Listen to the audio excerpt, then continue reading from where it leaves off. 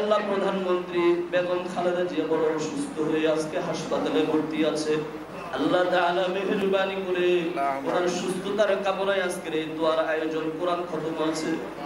শহীদ জিয়ার যোগ্য উত্তরসূরি, যিনি এই বাংলাদেশকে গণতান্ত্রিক আন্দোলনের নেতৃত্ব দিয়ে গণতন্ত্র ফিরিয়ে দিয়েছেন, সেই মহান নেত্রী আজকে অত্যন্ত কষ্টের মধ্যে আছেন, বিরাট অসুস্থতার মধ্যে দিয়ে আজকে ওনার সময় কাটাচ্ছেন উনি।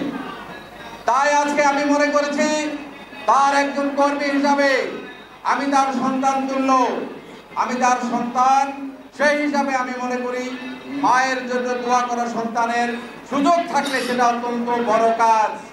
সেই দায়িত্ব পালন করার জন্য আজকে প্রিয় নেতৃবৃন্দ আমি আপনাদেরকে এখানে ডেকেছি, আপনারা এসেছেন, সেই জন্য আমি আমার পক্ষ থেকে, আমাদের দলের পক্ষ থেকে আপনাদের সবার কাছে কৃতজ্ঞতা এবং ধন্যবাদ জানাচ্ছি আপনাদের সবাইকে। প্রিয় ভাই বোনেরা আমার, আমাদের নেত্রী এই বাংলাদেশের গণতান্ত্রিক আন্দোলনের নেতৃত্ব দিয়েছেন। বারবার ষড়যন্ত্র হয়েছে এই বাংলাদেশের রাজনীতি থেকে তাকে সরিয়ে দেওয়ার, কিন্তু 1-11-এর মতো অনেক বড় ঘটনার পরেও আমাদের নেত্রী কোন ষড়যন্ত্রের কাছে হার মানেন নাই। পেটে যারা আছে দেশি প্রবাসে, আল্লাহ সকলকে আপনি শারীরিক মানসিক সুস্থতার নিয়ামত দান করেন আল্লাহ রাব্বুল আলামিন। খাস করি আল্লাহ, আয় আল্লাহ আমাদের মাঝে যারা কর্মহারা প্রত্যেকের আয় আল্লাহ কর্মের যুগ আল্লাহ সুকর্মের ব্যবস্থা আয়োজন করে দিয়ে আল্লাহ। ব্যবসায়ী ভাইদের হালাল ব্যবসার ভিতরে বরকত দিয়ে দিয়ে আল্লাহ।